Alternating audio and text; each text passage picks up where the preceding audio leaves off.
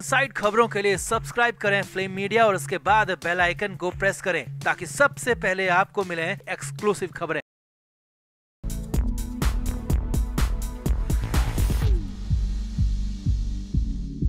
Entertainment industry में उस वक्त भूचाल आ गया जब मशहूर कलाकार अक्षय कुमार की लाश उन्हीं के घर में मिली। श्रीदेवी, सुशांत सिंह राजपूत, सिद्धू मूसेवाला और हाल ही में सतीश कौशिक की मौत से फैंस उबर भी नहीं पाए कि अब इस खबर ने हर किसी को हिलाकर रख दिया। पॉपुलर एक्टर की घर में ही लाश मिलने से सनसनी मच गई। ये घटना उड़ीसा के भुवनेश्वरम में हुई। खबर ने उड़ीसा से लेकर मुंबई तक कोहराम मचा दिया है। मौत को पुलिस ने पूरी तरह संदिग्ध माना है। उड़ीसा पुलिस ने जाँच भी शुरू कर दी है और ब्लैकमेलिंग इसकी सबसे बड़ी वजह के रूप में सामने आ रही है। तो पूरी खबर आपको डिटेल से बताते हैं। आप भी वीडियो को शेयर करें और कमेंट करके बताएं कि एंटरटेनमेंट इंडस्ट्री में क्राइम इतना ज्यादा क्यों बढ़ता जा रहा है और जिंदगी इतनी सस्ती क्यों हो गई है। कमेंट जरूर करें। तो आगे बढ़ने से पहले आपको बता दें कि हमारे व्लॉग चैनल नीतू की पलटन का लेटेस्ट व्लॉग रिलीज हो चुका है, जिसका लिंक डिस्क्रिप्शन में है। आप भी जल्दी से व्लॉग देखें, लाइक, शेयर और सब्सक्राइब भी करें। तो ओडिशा के पॉपुलर डीजे एजेक्स उर्फ अक्षय कुमार का शव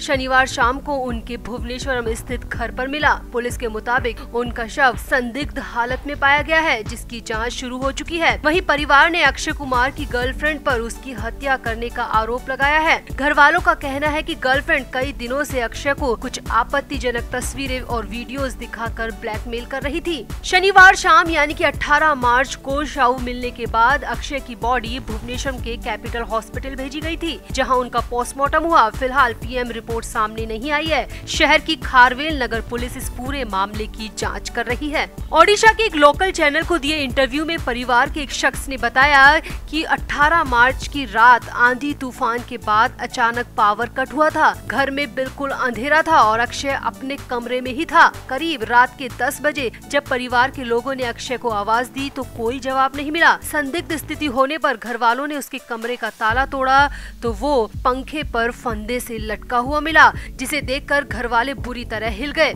एक न्यूज रिपोर्टर से बातचीत में अक्षय के अंकल ने बताया कि वो एक लड़की के साथ रिलेशनशिप में था जो उसे पिछले कई दिनों से ब्लैकमेल कर रही थी। अक्षय के अंकल का कहना है कि वो लड़की और उसकी सहेली अक्षय की मौत की जिम्मेदार है। इस मामले की जाँच सीबीआई को करनी चाहिए।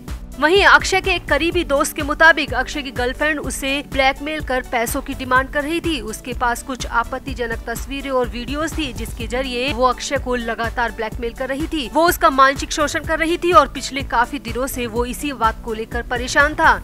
अक्षय के परिवार ने डिटेल इन्वेस्टिगेशन की मांग की है।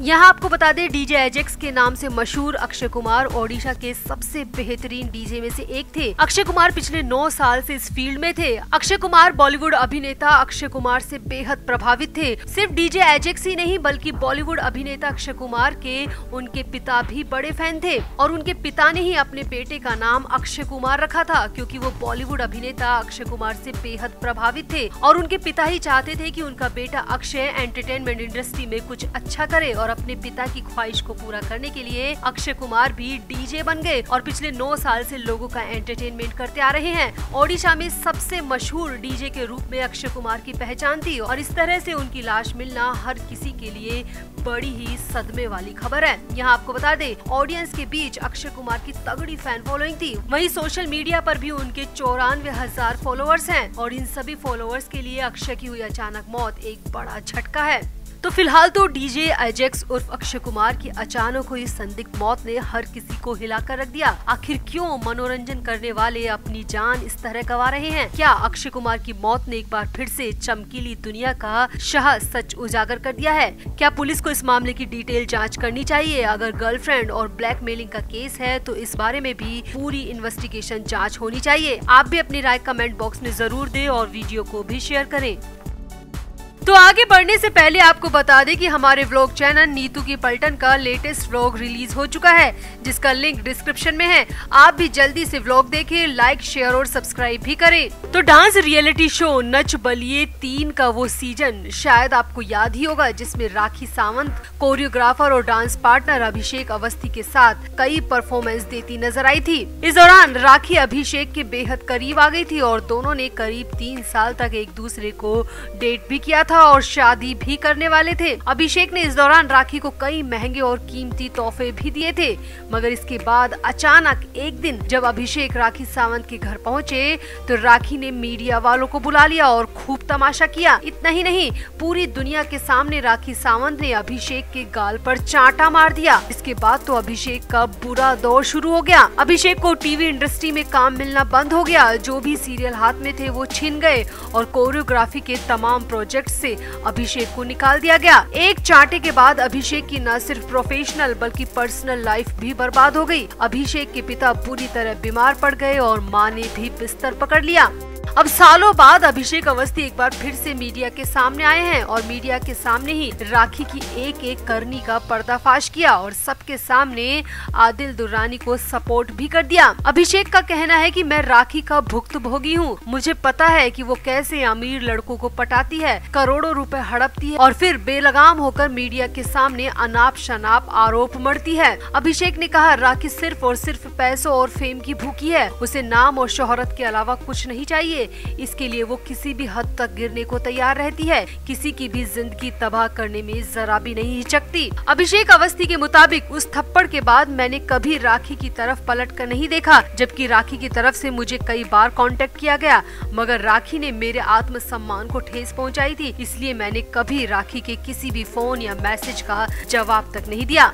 मगर राखी फिर भी नहीं सुधरी। राखी ने मेरी शादी तोड़ने की ठान ली। अभिषेक के मुताबिक जब राखी बिग बॉस 14 में बतौर कंटेस्टेंट पहुंची थी तो उसने मेरे बारे में बहुत कुछ ऐसा कहा था जिससे मेरी पर्सनल लाइफ तबाह हो गई। मेरी पत्नी का मुझसे तलाक हो गया। अभिषेक ने कहा राखी ने नेशनल टीवी पर मुझे जबरन बदनाम किया था, जबकि मैं सालों पहले ही राखी से हर तरीके के रिश्ते तोड़ चुका था। मगर राखी ने एक बार फिर फेम पाने के लिए मेरे नाम का इस्तेमाल किया और मुझे बदनाम किया, जिससे मेरी शादी टूट गई। अभिषेक ने बताया कि राखी के बिग बॉस में दिए उस बयान की वजह से उनके और उनकी पत्नी के बीच चीजें बिगड़ती चली गई और बात तलाक तक पहुंच गई और तलाक हो भी गया। राखी के बयान का अपनी शादी पर पड़े असर के बारे में बात करते हुए अभिषेक ने कहा उन लोगों का भी बड़ा हाथ रहा हमारे झगड़ों में। राखी सावंत ने जब बिग बॉस में मेरे बारे में बात की तो इससे मेरी पर्सनल लाइफ में काफी उथल पुथल मच गई। उस एपिसोड के टेलीकास्ट होने के बाद मेरी पत्नी अंकिता ने मुझसे कई सवाल किए। काफी असर पड़ा। नेशनल टीवी पर किसी का कुछ भी बिना सोचे कह देना किसी के लिए कितना नुकसानदायक साबित हो सकता है ये मैं अच्छी तरह जानता हूँ। मैं इन सब चीजों का भुक्तभोगी हूँ। अभिषेक ने कहा कि लोगों को अपनी फ्रीडम का गलत इस्तेमाल सिर्फ इसलिए नहीं करना चाहिए क्योंकि दूसरा अपना स्टैंड क्लियर करने के लिए वहाँ मौजूद नहीं है और मैं इस तरह के स्तर तक गिरना नहीं चाहता। अभिषेक ने कहा कि राखी सावंत ने बिग बॉस में मेरे बारे में बहुत सारी उल जुलूल बातें की जिनमें एक भी बात में कोई तथ्य और कोई सच्चाई नहीं थी और राखी की इन बातों का असर मेरी शादीशुदा जिंदगी पर बहुत बुरा पड़ा। अभिषेक ने कहा मैं आदिल दुर्रानी का दर्द बहुत अच्छी तरह समझ सकता हूँ। जो आदिल के साथ हुआ वो मेरे साथ भी हो सकता था, मगर मैं इसलिए बच गया क्योंकि मैंने राखी से शादी नहीं की थी। अगर मैं भी राखी से शादी कर लेता तो राखी मुझे भी आसानी से जेल में डलवा देती। अभिषेक ने कहा आदिल दुर्रानी के इस पूरे केस में सिर्फ आदिल की एक गलती है कि वो राखी से शादी कर बैठा। वो राखी की बातों में आ गया और अब अंजाम भुगत रहा है और जेल में रहने को मजबूर हो रहा है। अभिषेक ने कहा मैं आदिल दुर्रानी को पूरा सपोर्ट करता हूं क्योंकि मुझे पता है कि राखी सावंत सिर्फ पैसे और शोहरत की भूखी है। उसके लिए रिश्ते कोई मायने नहीं रखते और अपनी पर्सनल लाइफ का मजाक खुद अपने मुंह से उड़वाती है। अभिषेक ने इंटरव्यू में कहा कि फिलहाल मेरा पूरा फोकस अपने करियर पर है। मैं अपने करियर के बेस्ट फेज में चल रहा हूं और मुझे शानदार ऑफर भी मिल रहे हैं और मैं अपने काम में काफी बिजी हूं। यही सब मैंने कभी चाहा था और मुझे खुशी है कि प्रोफेशनल रूप से सब कुछ मैं ठीक कर रहा हूं। भले ही मेरी पर्सनल लाइफ खराब हो चुकी है मगर प्रोफेशनल लाइफ में मैं काफी अच्छा कर रहा हूँ, आगे बढ़ रहा हूँ। यहाँ आपको बता दें कि अभिषेक जुगली चली जालंधर, चिंटू चिंकी और एक बड़ी सी लव स्टोरी समेत कई टीवी शोज में नजर आ चुके हैं और इस वक्त वो एक साथ 4 प्रोजेक्ट पर काम कर रहे हैं और अपने करियर पर ही फोकस रखना चाहते हैं। अभिषेक की माने तो राखी की वजह से उनका प्यार, शादी और दोस्ती हर तरीके के रिश्ते से भरोसा उठ चुका है। अभिषेक की माने तो राखी सावंत की वजह से उनका प्यार, शादी और दोस्ती, हर तरीके के रिश्ते से पूरा भरोसा उठ चुका है। अभिषेक का कहना है कि अब उनका फोकस सिर्फ अपने करियर और अपने माँ बाप पर है। तो अभिषेक ने राखी का पूरा कच्चा चिट्ठा खोल कर रख दिया। आपका अभिषेक की बातों पर क्या कहना है? क्या सच में राखी नेम और फेम की भूखी है? क्या राखी पैसे और शोहरत के लिए किसी की भी जिंदगी बर्बाद कर सकती है? अगर आप भी अभिषेक की बातों से सहमत है तो कमेंट जरूर करें और वीडियो को भी शेयर करें।